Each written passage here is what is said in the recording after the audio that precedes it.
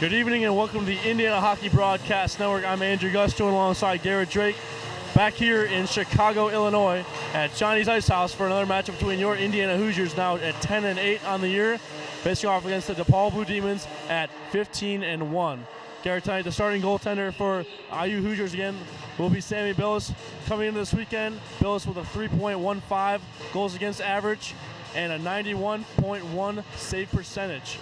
On the other side, DePaul changed it up, so they're going in for AJ Grisbeck tonight. He's 7-0 on the year with a 2.43 goals against average and a .914 save percentage. So the Hoosiers will have the same guy in net tonight and changing up the other way. They'll be shooting on a different target. What's it like shooting on a different target for a new game? Yeah, and Grisbeck really hasn't gotten tested a whole lot this year. We talked about DePaul's strength of schedule, but Sammy Billis, he's already forgotten about yesterday. He's ready for tonight's game, and he does not want to go home with 2 losses, so you know he's going to give it his best shot. And I really hope the defense can step up today around him and give him some protection around the net, because DePaul was loading bodies around the crease yesterday and putting a lot of pressure on him. But talking about Grisbeck, he hasn't lost a game yet this year, so he's proven to be a good netminder. Indiana's going to have to pick their spots and get a lot of pucks on net. For sure, and going into a few things to look out for tonight. Number one, I think it's got to be looking out for Billy Passion. Passion with more than enough points, more points than you could count on your fingers last night. He was everywhere the pucks were going and all over the game. So we got to make sure we watch out for him, and also make sure we try to get a little bit more on the defensive aspect. So remember, 10-5 was the final score last night. So 5 goals you put in the net, that's normally a good thing, but you let in 10. So cleaning up the defensive zone, something that they're going to really have to work on today to make sure they clean up. And last but not least, just play your game. You know, you're in a different building. As we said yesterday, there's 13 hometown kids here. So just playing your game, what's that really mean for the Hoosiers?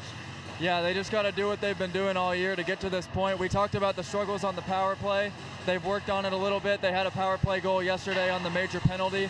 So I thought the passes have been a lot crisper. They've been moving the puck around quicker and really putting the defense on their toes when they're on the man advantage. So they got to try to get advantages and not take penalties when they get power plays, something they have struggled with this season. So they just got to limit the mental mistakes. You're right about that, G. And moving on to a little bit around the league, Kentucky facing off against East Texas Baptist.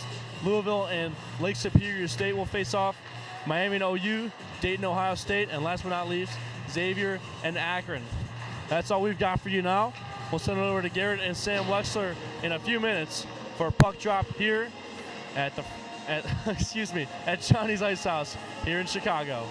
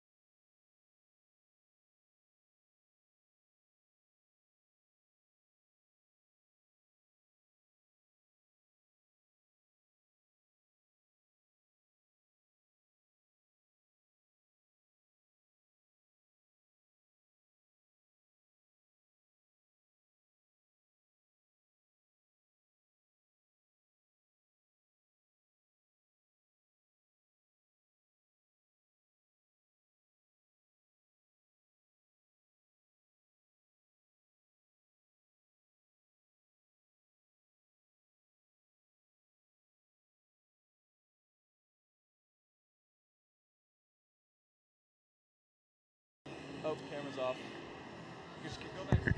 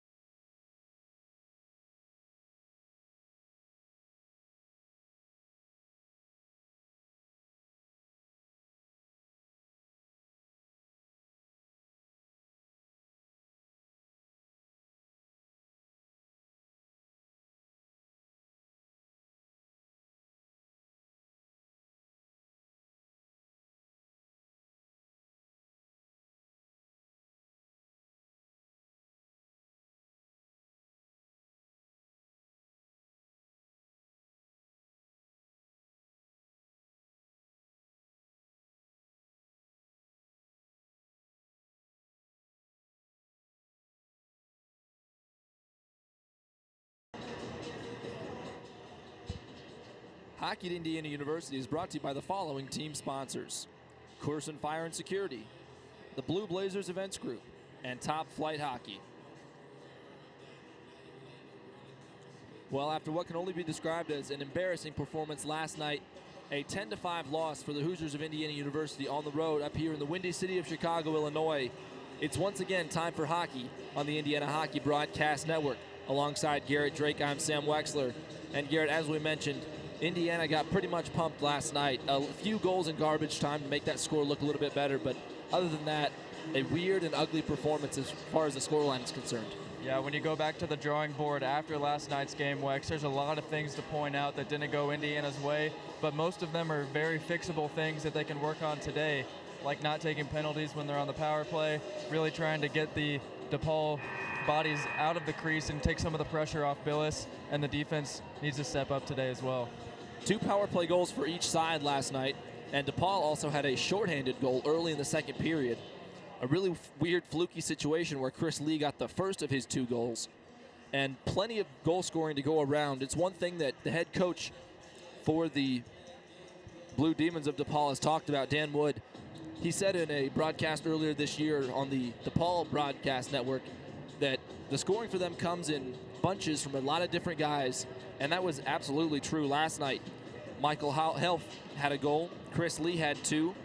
Theodosopoulos had 1. Danny Manarino had a hat trick. Billy Passion had 2.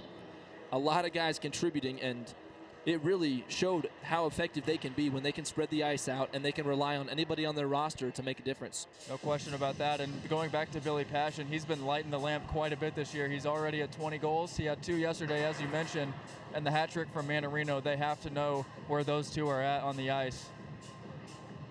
Well, as the officiating crew, the Zebra Herd, as we like to call them, gets going onto the ice, and we're under a minute to play before the starting lineups are read, let's take a look at the head coach for the DePaul Blue Demons.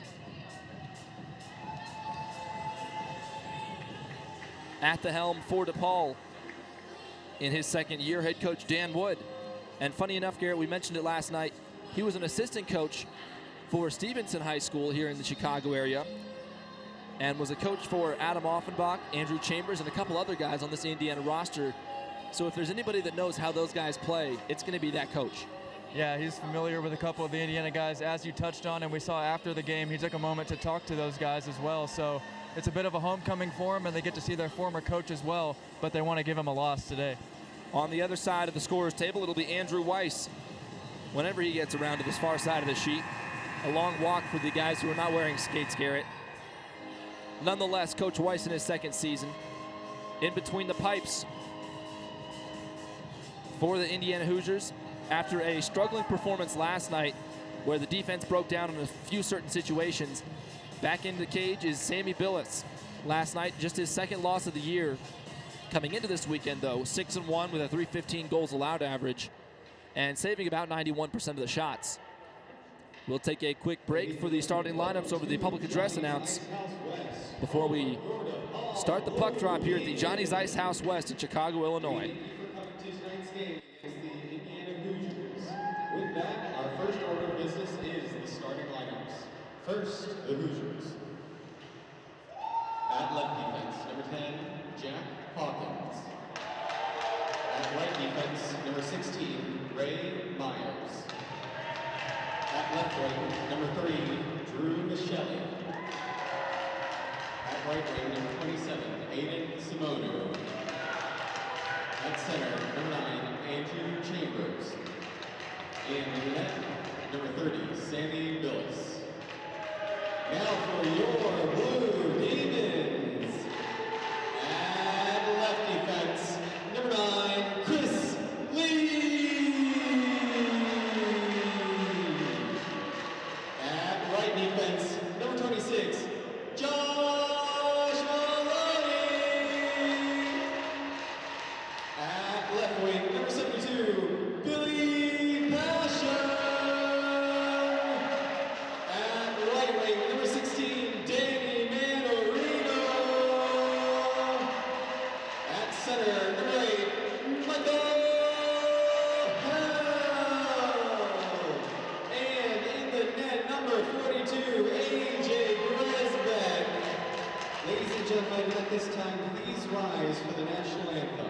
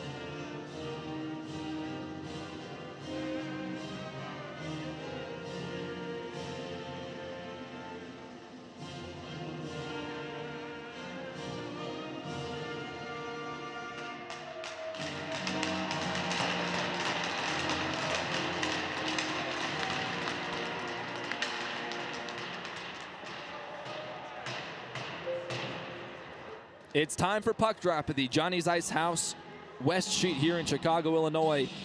The 15-1-0 DePaul Blue Demons knocked off Indiana 10-5 last night, and they're in their brand new black sweaters, which apparently they're selling on their website now, Garrett. Yeah, they got the new alternates, and it seems like they've been a hot commodity since they've came out. Indiana also debuted some black uniforms this season, but they'll be in red today, just like they were last night. Hopefully the result can change for them. Indiana in red sweaters from left to right.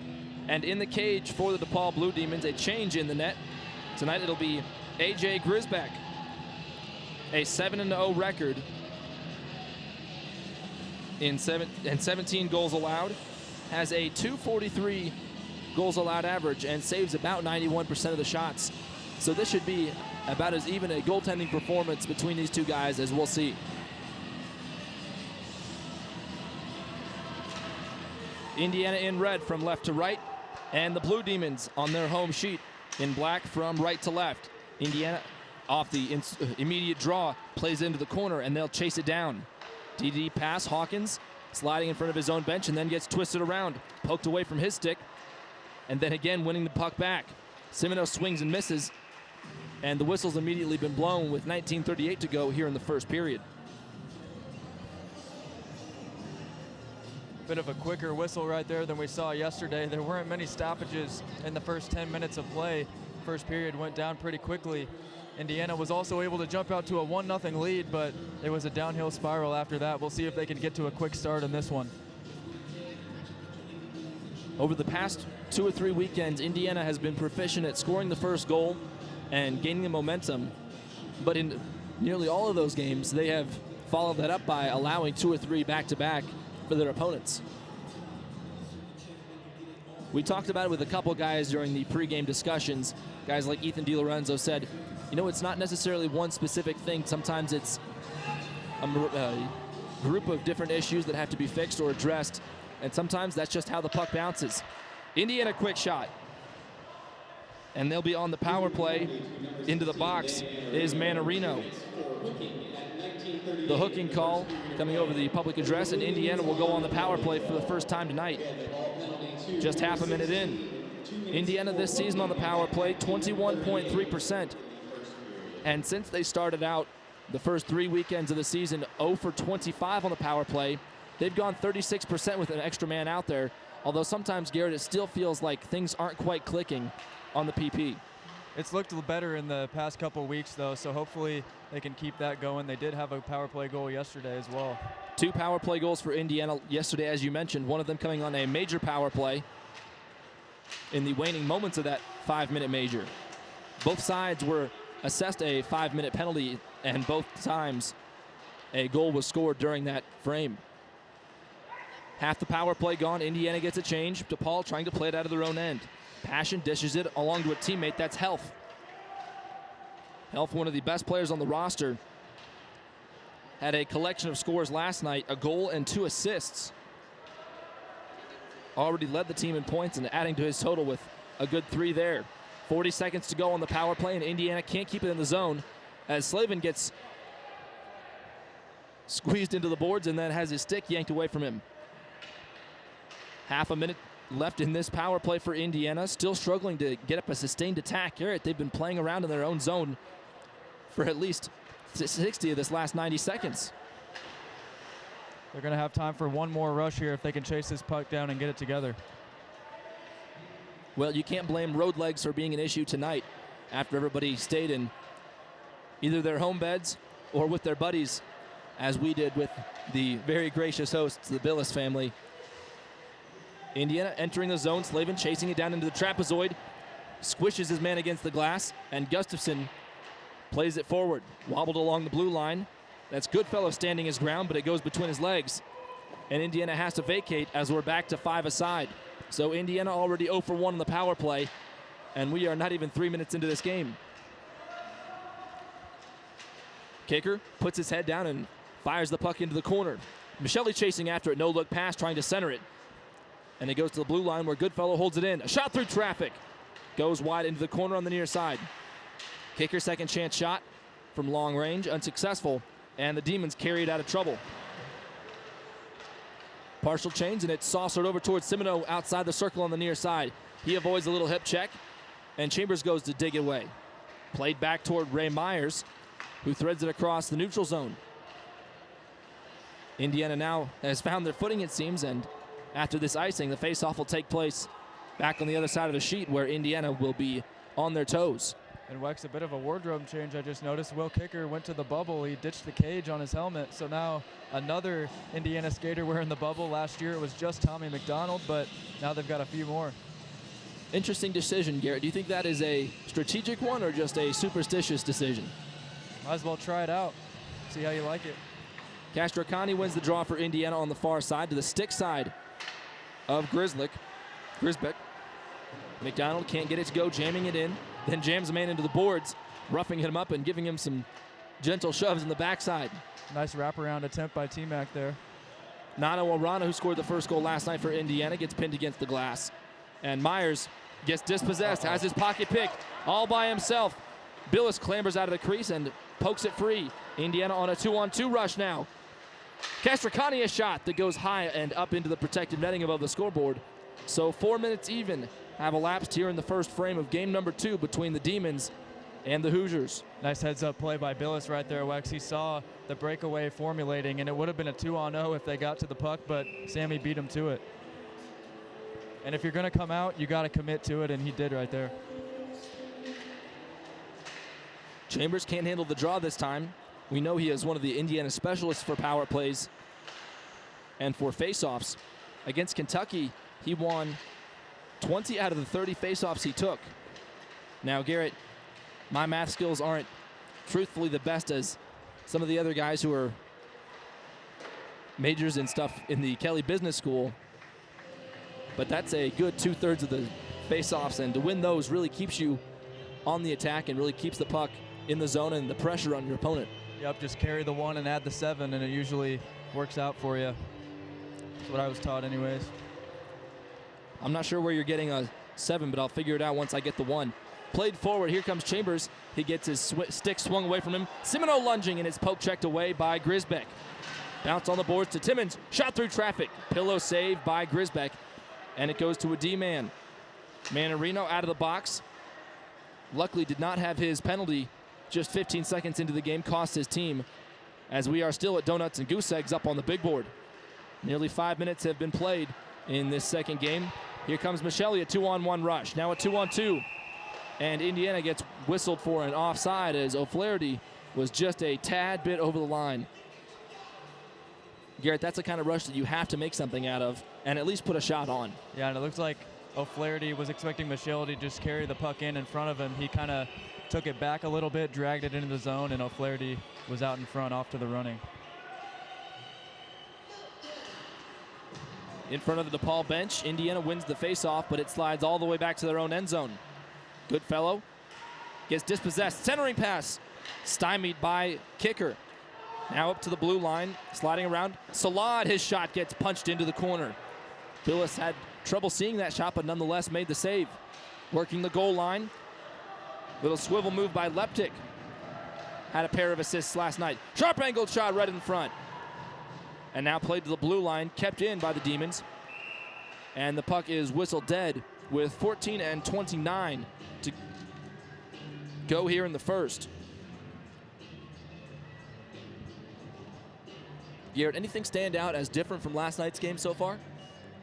Early on, it's been pretty much the same, of slow pace. We mentioned the amount of stoppages that we saw in last night's game, very few compared to tonight. So I guess that's one thing. It's been up and down, back and forth, but a little slower. Played in front. Theodosopoulos tries to get a backhanded shot started, but couldn't finish it. Into the corner, the blind spot for us. Indiana bodies colliding along the glass. A black sweater emerges with it, but Hawkins carries it out into the center ice. Now to Jeremy, one man in between him in the net. A backhanded shot straight into the belly of Grisbeck. Rebound goes back toward Jeremy. He's into the trapezoid, and Salad yanks it away from him. I was a little surprised Grisbeck didn't hold that puck right there. Hawkins again flips it up into the air as Kissel gets hit from behind, nowhere near the puck. Demons get a change. Indiana chasing him down, trying to harass them on the forecheck. Kissel swings his stick and lets Jeremy play with it. He moves behind the cage and then gets spun around. Kissel jams a shot in, and it flutters against the boards, where all the Blue Demons are standing up and watching their team right before the change. Indiana caught on a change now. Plotkin moving around, absorbs a big hit and then gets drilled. A whistle now from the officials, 13:21 to go in the first, and we may have a penalty, Garrett. We'll have to see how this shakes out. Oh, brother. I think they're going to get Castracani here coming in, delivering that hit. Roughing will be the call on Castracani or Nano Arana. They'll have to decide which one. It looks like Castracani was the one who delivered the blow. It didn't appear late to me, but now it looks like they're putting Arana in there. So it must have been away from the puck. Well, still circles in the goal column for both sides, but shots on goal 5-1 for Indiana through 6 and change. Power play opportunity for the Blue Demons. They scored 2 PPGs last night, and will try to keep on keeping on. So it's Nano Arana in the box for Indiana with a misdemeanor, if you will. Played in front, centering pass. Leptic couldn't find help. Lee, toe drag in the circle. Feeds to the backside. Passion gets his pass disrupted. Leptic, a backhanded shot, misses the mark just a bit. Over the crossbar, and the Demons still on the attack. Played along the blue line. Passion lines up a shot and said it's a no-look pass down low. Kicked off a skate blade and into the corner on the near side.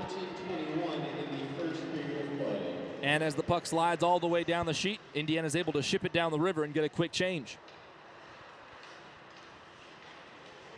Rushing forward with a whole lot of pace. Here comes Michael Helf. Turning around, one right in time, right in front. That's Leptic with a shot. Again, Billis able to handle it, and Semino moves in front.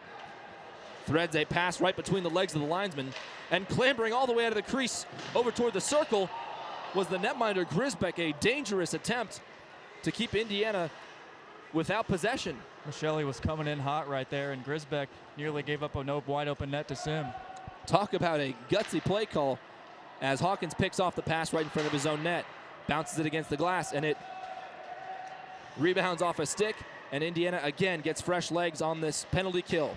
33 seconds left on the power play for the Blue Demons.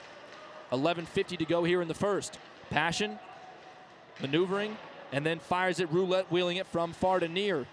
Through the corner, and it's scooped away by Chambers. He dishes to Offenbach in front of his own bench. Offenbach, one of those veteran Chicago guys that has played in this series before and has played on this barn before and has played with the opponent's head coach before. Again, the Blue Demons retreating and trying to circle the wagons. Chambers gets his face washed and leaves it for Offenbach, who then gets sandwiched against the boards. Offenbach swinging at it, rolls like a top in front of the center circle. Manarino trying to move around, and then a D-to-D pitch and catch onto the near side. That's Plotke who gets squished against the glass. Back to 5 aside after that penalty expired. Threaded through to Slavin. It goes between his legs, and then he finds it. Gains the zone. Pass all the way right at knee-high level to Castricani. He then keeps his eyes up and sends it through the trapezoid to the near side where Timmons meets with it. To Slavin working the blue line. Gives it to Goodfellow, the senior. McDonald digging in, trying to start a scrum behind the cage. Little dipsy-do by the black sweater, and it's chipped high into the air. Timmons couldn't find it after initially making contact. And a rush the opposite way. Here comes Secor. Gets harassed. He had 2 different red sweaters draped all over him. Demons get a change, and Indiana tries to get it broken out. McDonald gets smacked on the side of the head and loses the puck. Little one-touch pass to himself by Secor, and he'll get a change as well. We've reached the halfway mark of this first frame and still no score. Unlike both of these teams to not score in the early moments of the game. Here comes Castricani, gets tangled and tripped, and the whistle will blow. As right after Castricani went down, Offenbach was sent spinning as well. So at the 10-minute and 10-second mark of period number 1, Indiana will get a second chance at the man advantage. And if they can control this face-off in the offensive zone here, I'd look for them to try to work the puck around a little bit and keep possession time in the zone, something they haven't had a whole lot of to this point. Really, the only time they've gotten in is if they've gone all the way across the ice from their own end. Indiana wins the draw, now with a 5-on-4. Under 21% on the power play this year after failing to convert in the first one tonight. McDonald a shot, top shelf, scores! Tommy McDonald draws first blood on the power play. He had 2 power play goals last weekend, and this one his first in Chicago. 1-0 Indiana. T-Mac draws first blood. T-Mac found himself wide open in the slot, had plenty of time to wind up and let that wrister go, and he put it top shelf over the shoulder. Tommy McDonald coming into this weekend had 7 goals, and that'll be number 8 on the season for him.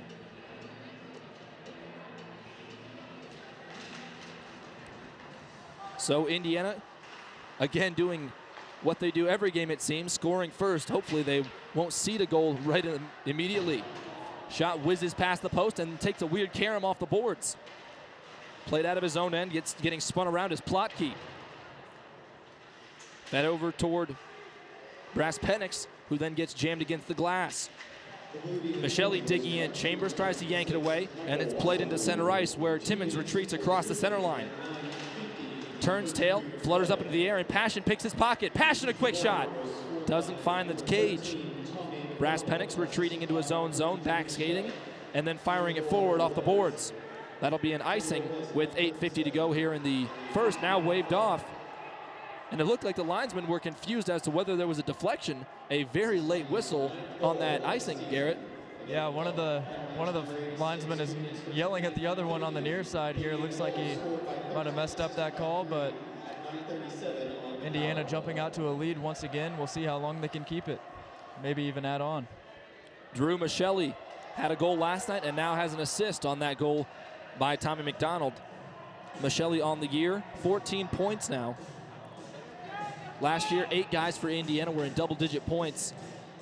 And this year, it looks like they could be accelerating that number, especially with the number of goals that they've scored early on in this campaign. And it looks like they're going to line the puck up at center ice here, as that should not have been called an icing.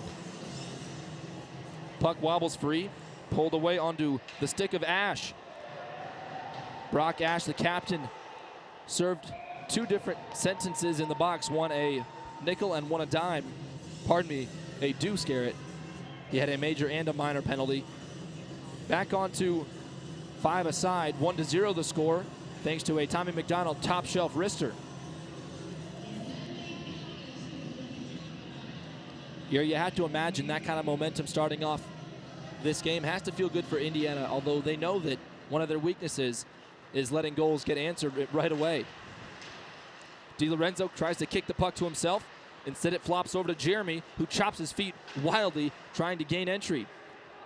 He gets badgered by Black Sweaters, and then it's into the corner where Gustafson moves around. A quick shot deflected. DiLorenzo swings his stick, trying to bunt the puck the opposite direction, but it's handled calmly by Grisbeck in the cage, and play comes to a grinding halt with 8 and 18 seconds to go here in the first frame of game number 2. Early on, both netminders haven't really had to deal with much traffic in the blue paint thus far, and they both look pretty good with their glove, and it's going to be a goalie battle, as we talked about. Indiana wins the draw, as they very frequently do, winning about 57% of the faceoffs as a team. Jeremy can't stand his man up, and now a 4-on-2 rush. Finally, Indiana gets back into their own zone. Going down to a knee was Goodfellow when the puck slid right past his skate blade. Demons still have the zone, but it's picked off along the blue line. Gustafson all by himself. Now Plotkin getting back and pokes it free. Gusty reaches back for it and then gets a shot on before going tail first into the boards. Looks like the referee may have gotten into his way as DiLorenzo gets sent sliding around on his wallet. Carried through the center circle, Indiana gets a change, and Billis pokes the puck into the corner for his D-man Will Kicker to collect. Now Arana pushing forward, trying to make something happen. He gets twisted around. McDonald gains the blue line again right away. Moving in a quick shot right into the chest of the netminder. And so 7-1-7 remaining in period 1. 1-0 the score for Indiana.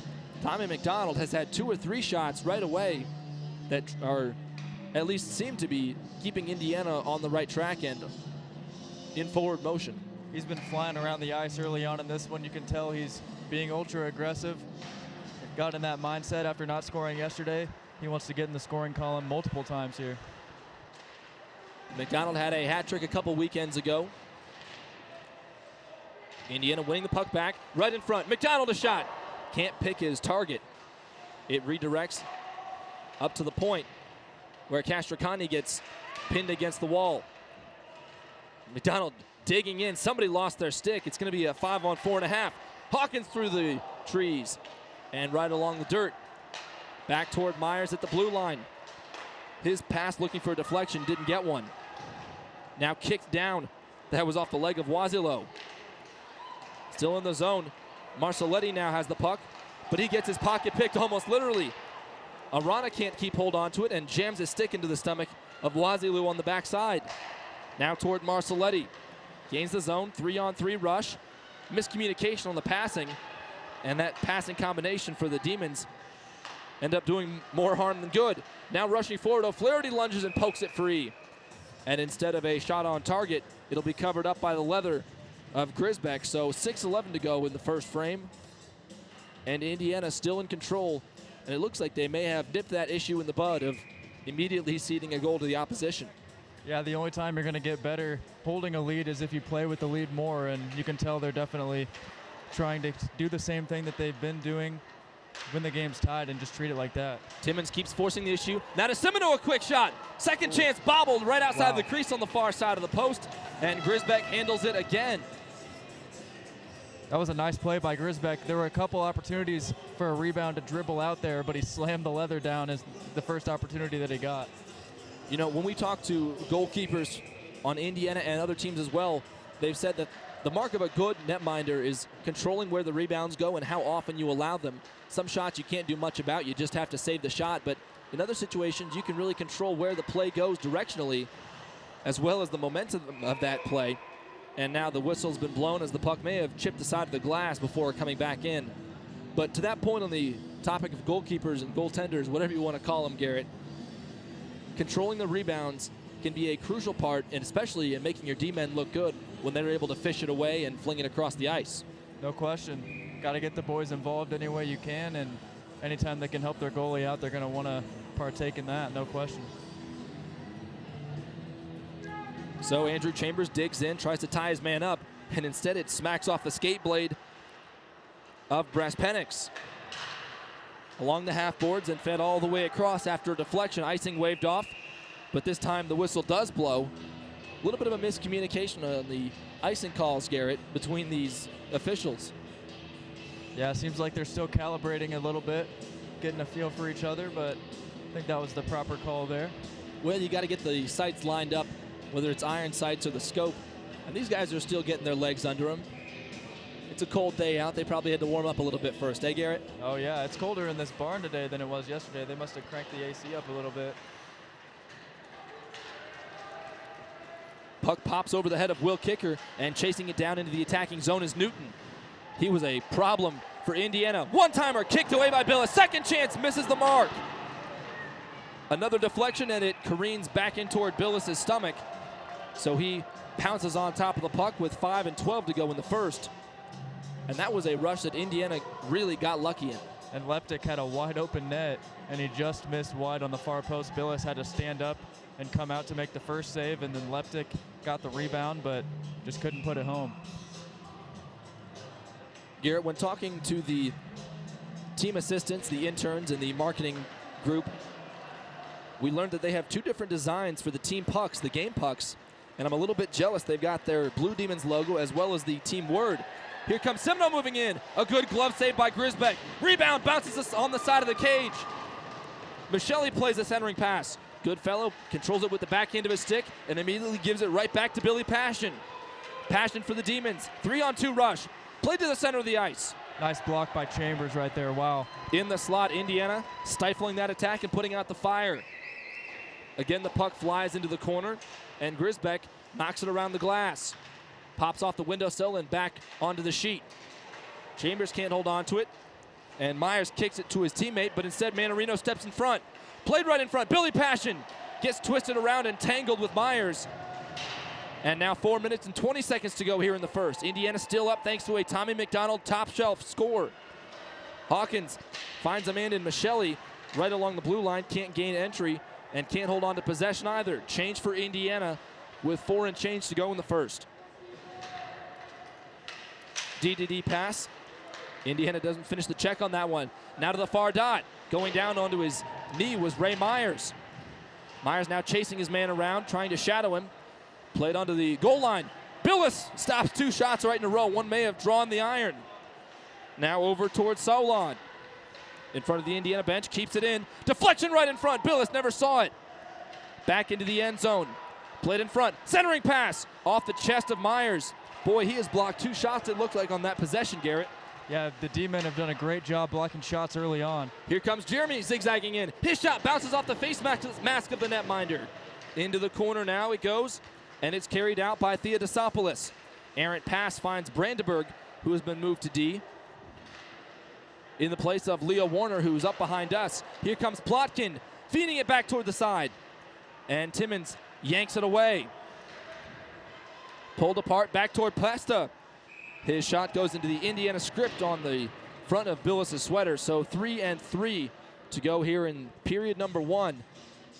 And so far, it looks like Indiana's been able to right the ship and bail out the water that got in there last night. Yeah, they've just been taking the high-pressure situations away from Sammy Billis early on, and we talked about the shot blocking. That's something that wasn't present in the game yesterday, so it's great to see early on. A power play goal for Tommy McDonald. This year, his 4th power play score of the season. Discussion now between the referees and Coach Weiss. Not quite as animated as we've seen him in other circumstances this year, but he seems to be a little bit frustrated nonetheless. Potentially an issue with the substitutions occurring.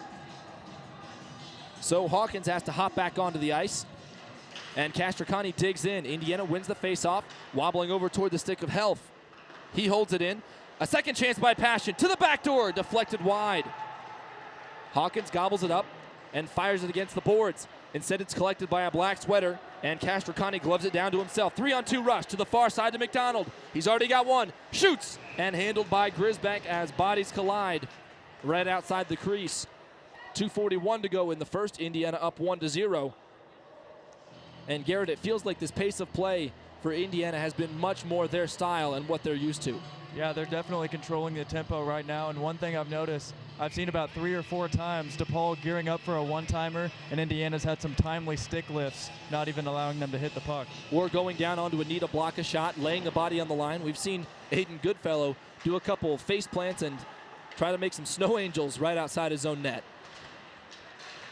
Brock Ash, a quick redirect of a pass over toward Leptic. Had some helpers last night, but didn't score according to the score sheet. Into the corner on the near side, Billis hugging the post.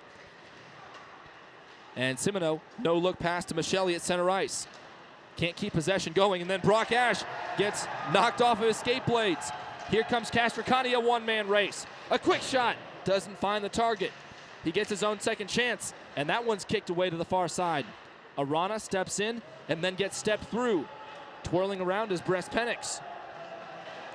120 seconds or thereabout left in this first period. McDonald a shot, gloved high over the head of the netminder Grisbeck. And so 1:51 in the first. That is a ton of shots for Tommy McDonald. And the total shots on goal right now, 16-7 in favor of the Hoosiers, Garrett. They have been on the balls of their feet, or the front of their skates, if you will, nearly this entire 20-minute frame. And Tommy's got to have at least 4 or 5 of those shots, Sam. We talked about his aggression today, and it seems like he's planning on keeping it up. Arana sets his feet, if you will, after winning the faceoff, and Indiana has to regroup outside of the zone. Sliding through no man's land, McDonald hands it off to Timmons, who in turn gives it to Brandenburg. Slap against the boards. McDonald, big sidestep, playing in front to Arana. His second chance does not find the net again. Timmons going down to a knee, gloving it, and intending to pass to Chambers, but instead it was Arana yanking it away from the corner. Nano Arana nearly loses his edge and has a black sweater all over him. Timmons a shot, hits, it looked like Andrew Chambers on the side of the leg, and now the whistle's been blown as Nano Arana may have made some extracurricular contact with Lee. And Garrett, we may have an Indiana player visiting the box. It'll be Arana going in for the second time this period, and the penalty kill going to have to step up and hold this lead. It's been a while since we've seen Indiana up after 1. They've got a minute 10 to try to make that happen. They put 5 on the board. I'm not sure if I don't even think Arana thinks it should be a 5-minute penalty. Now there's some real confusion as the referees have to go discuss with Weiss again. I think everybody's just as confused as we are right now. I didn't see anything happen. We'll have to check the tape and see if it was even in frame of our cameras, or maybe our. Well, nonetheless, looks like the 5-minute major is still up on the board for Nano Arana. This season he's got 23 penalty minutes as DePaul wins the faceoff on the attack. Simoneau flings it diagonally across the ice, and Grisbeck moves out of the crease to play it. Chambers chasing him down. Under a minute to play in the first. Indiana up by 1. 4.5 left on this major power play after Nano Arana was sent to the box. Toilet bowled from near to far. Demons on the attack still in front of the Indiana bench. Chambers pitchforks it all the way across, doing all that he can to clear the puck.